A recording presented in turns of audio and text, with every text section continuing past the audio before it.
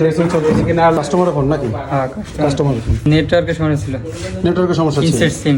Inset সিম, নেটওয়ার্কের সমস্যা ছিল। তারপর এটা কি হয়েছে, এটা ভুল হয়েছে কি ভাইয়া বলেন? ট্রেসিং করে আমরা মান ঠিক পাইছি, কিন্তু সিমে আপনার ভোল্টেজ পাই নাই। আচ্ছা আচ্ছা, রিবুলিং কইরা এগুলোর সিমের যত সিমের লাইন আছে যা আছে সব সিপিইউ থেকে আসে। হ্যাঁ, এটা লাইন সিপিইউ থেকে আসছে, তাই তো? সিপিইউ তে আইছে। সব সিপিইউ থেকে পরে আমরা সিপিইউ রিবুলিং কইরা লাগাইছি, সেন্স টেন্স সবই আইছে। ফোন, হ্যাঁ সিমও একটা পাইছিল, একটা ভুল হয়েছে খালি।